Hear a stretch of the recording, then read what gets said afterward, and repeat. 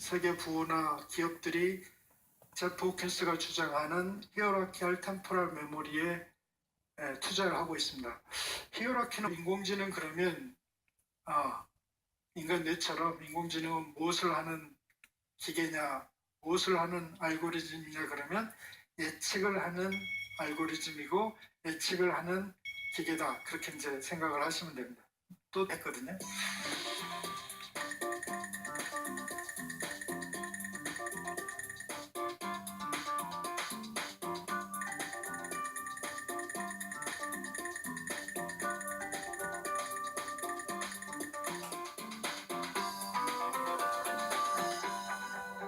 그러면서도 그 연결 패턴이 다르면 다른 기능이 될 수 있다는 얘기를 하고 이분은 정량적으로 어떠한 기능에는 뇌 패턴 인식 블록 컬럼이 몇만 개가 있어야 되고 어떤 일을 하려면 또 몇십만 개가 있어야 되고 그들 간의 연결망은 어떻게 되고 이제 이런 연구들을 했거든요. 그래서 앞으로 계속 얘기를 하겠지만 연결이 새로움을 만든다는 거죠.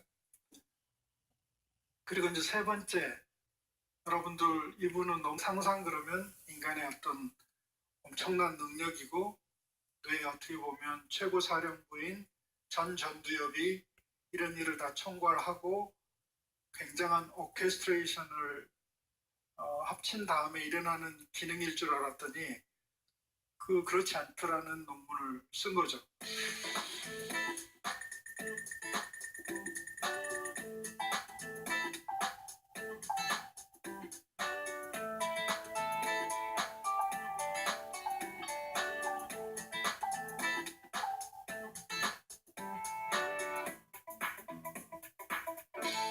그러니까 벌써 이분은 딥러닝 기술들을 만들어냄으로 인해서 굉장히 이제 속도를 빨리 했죠.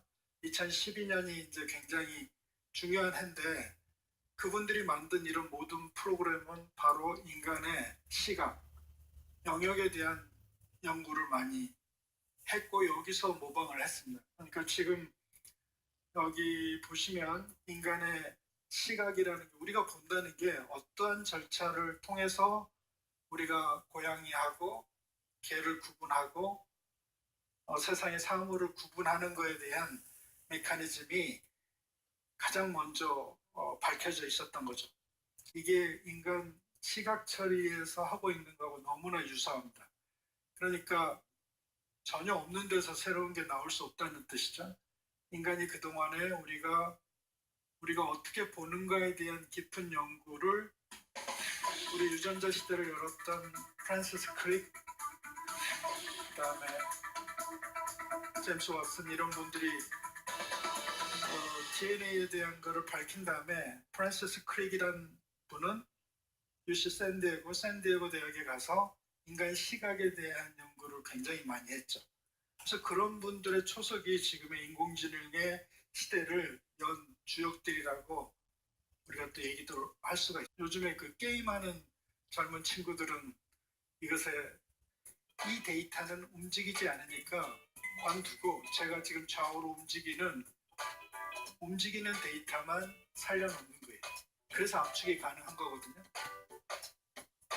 바로 이런 우리 시각 영역에서도 여러분들이 처음에 제가 볼 때 들어오는 빛의 농도나 여러분들의 움직임이나 여러 가지 게 있지만 점점 복잡한 위에는 추상화되거든요. 근데 계산량이 하부 구조일수록 많은 거예요. 그걸 담당하는 게 바로 이런 그래픽 프로세스 유니트거든요.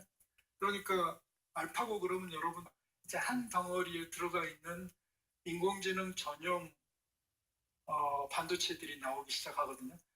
참 무서운 시기예요. 그러니까 알파고 정도의 능력을 만드는데 이제 텐서플로우 프로세스 유니트는 한 4개 정도면 된다 그래요.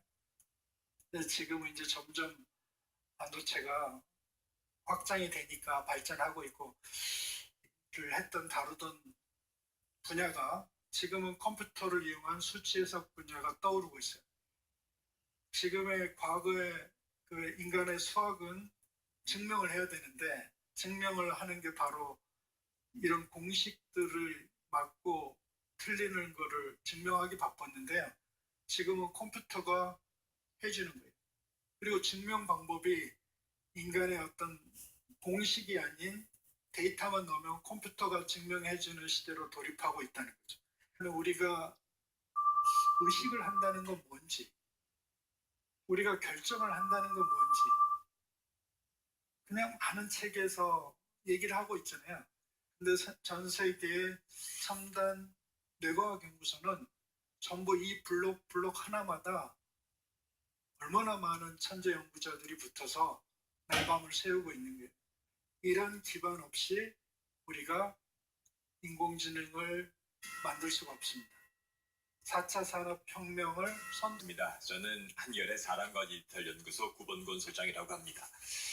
그동안 우리는 인간의 특징이 뇌고 사람만 생각하고 판단할 줄 알고, 그런데 그 인간은 뇌는 마치 우리 블랙박스처럼 그 뇌에서 일어나는 일들은 아무것도 알 수 없었는데, 오늘 강연을 보면서는 뇌에 대해서 우리가 무척 많이 들여다보고 뇌를 많이 알게 됐구나, 뇌가 어떤 일을 하는지를 알게 됐습니다. 인공지능으로 구현하기 가장 어려울 사람 뇌의 기능, 인공지능이 아무리 발달한다라고 하더라도 레이 커즈와일이 2045년에 기계지능이 사람을 뛰어넘는 시점이 온다라고 할지라도 뇌의 어떤 기능만은 구현하기 어려울 것이다라고 교수님께서 생각하시는지 그게 한번 궁금해졌습니다. 제가 강연에서도 얘기했지만 그 기계는 컴퓨테이션을 하고 인간은 그 기억을 기반으로 해서 회상을 한다고 제가 화두에 얘기를 했는데, 그 카운트라는 게 바로 그 입자화된 세상의 의미를 하거든요. 그러니까 우리는 지금 인간의 진화도 시각 위주로 한 게 그게 효율이 높아서 그렇다는 겁니다. 그러니까 카운트를 하는 능력을 극한으로 간다고 해서 그 기계는 거기에 한계가 있는 것 같고요. 인간은 카운트를 하지 않고 다른 어떤 그 경험을 누적해서 인출하는 색다른 알고리즘을 갖고 있다고 생각을 합니다. 그게 뇌과학이 지금 연구를 하고 밝혀내는 거니까 결국은 인간과 그러면은 지금 기억의 차이에 대해서 말씀해 주셨는데, 사실 우리는, 저도 그 기억을 할 때 보면 이때 기억하고 저때 기억하고 내가 지금 어떤 상황에 처했느냐에 따라서 과거에 똑같은 일이지만 기억이 되게 다른 것 같아요. 이게 기억이라고 하는 게 과연 내 머릿속에, 뇌 속에 고정되어 있는 그 어떤 기억에 관련된 데이터를 불러들이는 게 아니라 지금 어쩌면은 그것에 대해서 새로 생각을 하는 것이 아닌가. 근데 기계는 과연 이렇게 매번, 그럼 이제 뇌과학적으로 얘기를 하면 과거는 기억이고요, 현재는 시각이고, 미래는 어떻게 보면 이제 예측하는 그런 세상이죠. 근데 그 우리가 바로 그 현재에 대한 게 요즘의 기억에서 과거의 기억이 지금 들어오는 센서, 그 감각이죠.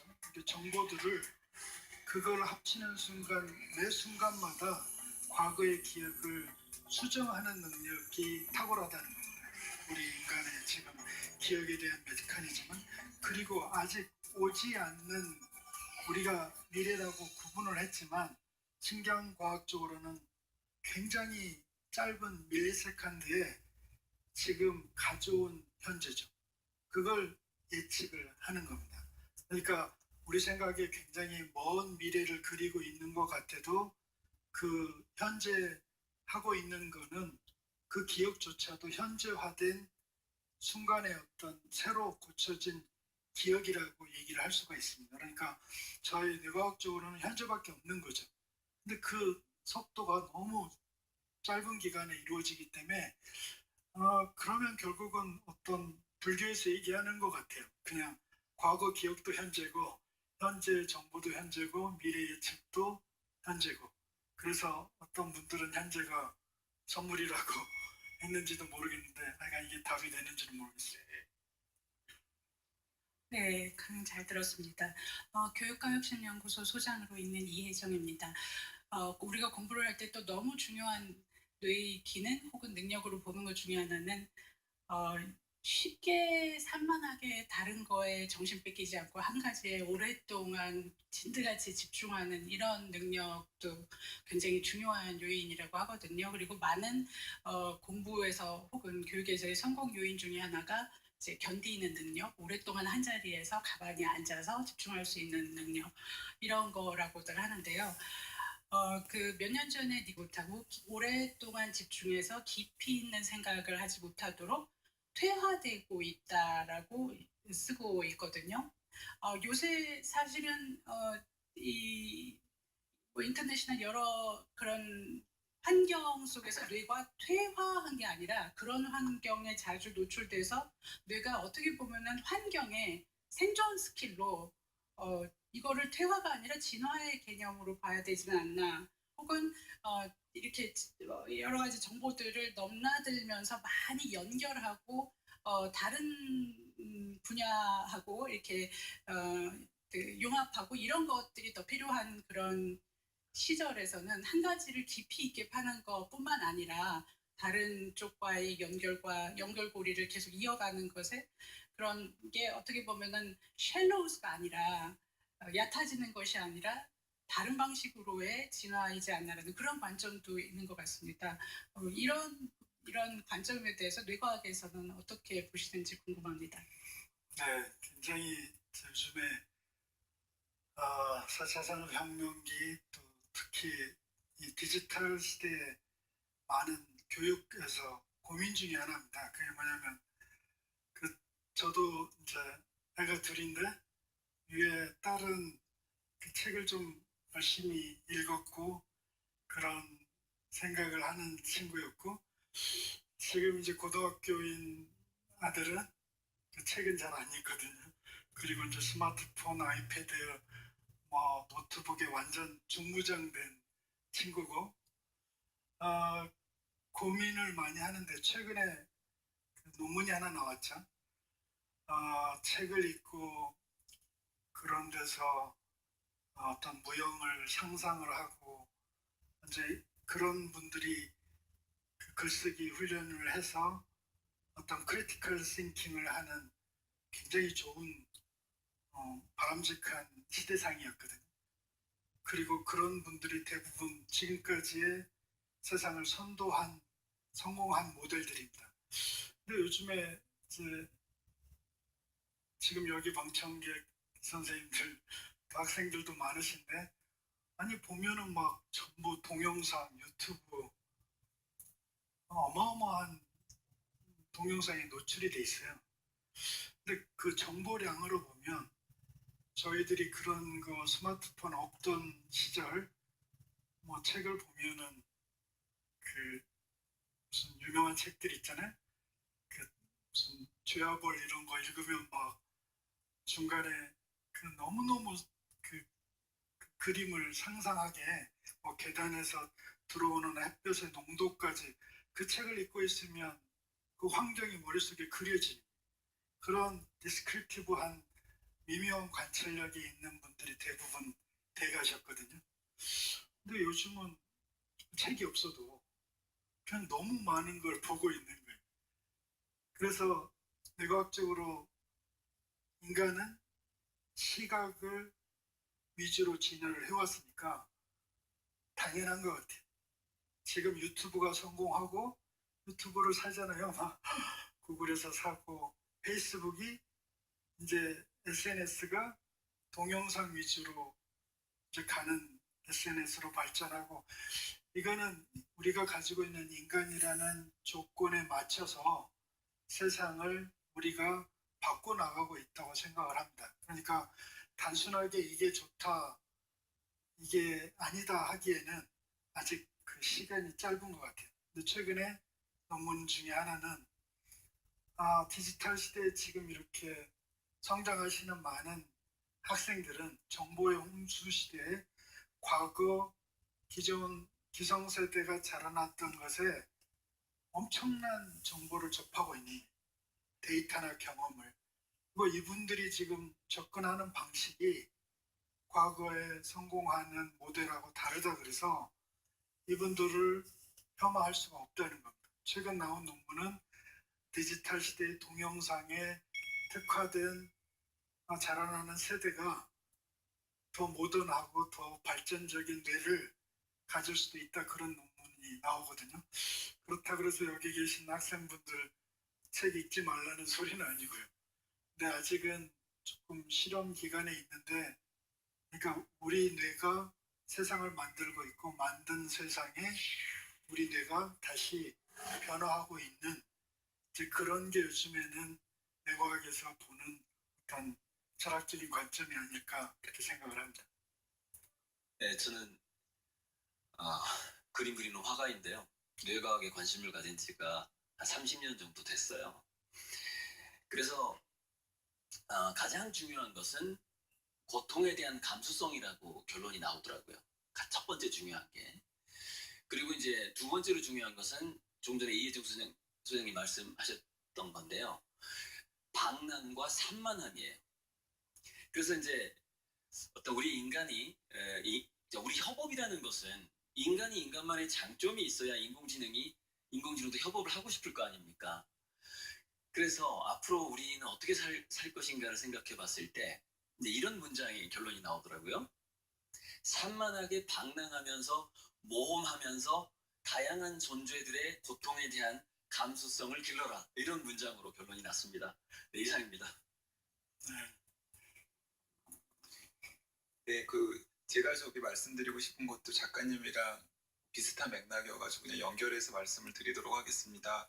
오늘 교수님 강연 굉장히 잘 들었고요. 먼저 제가 전에 접했던 뇌과학 연구 결과부터 말씀을 하나 드릴게요. 미국에서 공화당을 지지하는 유권자들의 뇌와 민주당을 지지하는 유권자들의 뇌 사진을 찍었더니 뇌 사진에서 약간의 차이가 보였다고 그래요. 그래서 이제 도대체 어떤 차이가 보였는지를 들여다봤더니 공화당을 지지하는 분들의 경우에는 뇌에서 공포를 관장하는 부분이 좀 더 컸고요. 그리고 민주당을 지지하는 분들의 경우에는 그 공포를 관장하는 부분이 좀 더 작았다고 합니다. 근데 사실은 이건 굉장히 어떻게 해석하면 위험하게 해석될 수 있는 대목이죠. 공화당을 지지하는 사람들과 민주당을 지지하는 사람들은 뇌가 원래 다르다. 이러면은 정말 세상이 바뀔 가능성도 없고 사람을 설득할 여지도 굉장히 적어지잖아요. 근데 오늘 교수님께서 말씀하셨듯이 그건 전혀 잘못된 해석이고요. 여기서 이제 아까 선생님께서 말씀하신 슬라이드랑 연결을 지어보면은 그 신념책이라는 건 참 변하지 않는데 그나마 살아가면서 다양한 경험을 하고 그리고 새로운 학습을 하고 그리고 자기와 견해가 다른 사람들의 의견에 귀를 기울이면은 그런 부분들이 뇌에서 커져가지고 그 본인의 변하지 않는 그 신념의 부분을 압도할 정도로 뇌가 바뀌는데 그게 인공지능 시대에 저희가 지녀야 할 가장 중요한 포인트가 아닐까 하는 생각이 들었습니다.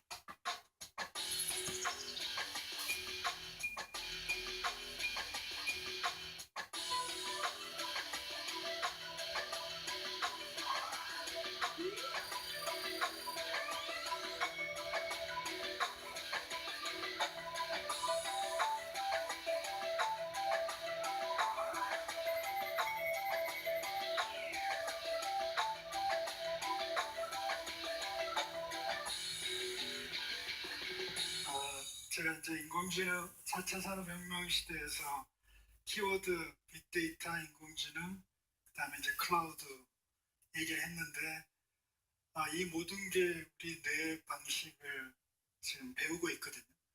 아까 얘기하신 공감하는 능력, 또 우리가 그동안에 배운 제도나 전통이나 종교까지도 그 자기 어떤 믿음 신념 체계를 만들어가는 게 뇌에서 이제 많이 밝혀지고 있고 그런 걸 펑셔널 MRI라고 그 뇌 기능성 요즘에 강한 인공지능, 약한 인공지능 하면서 굉장히 논란이 많잖아요.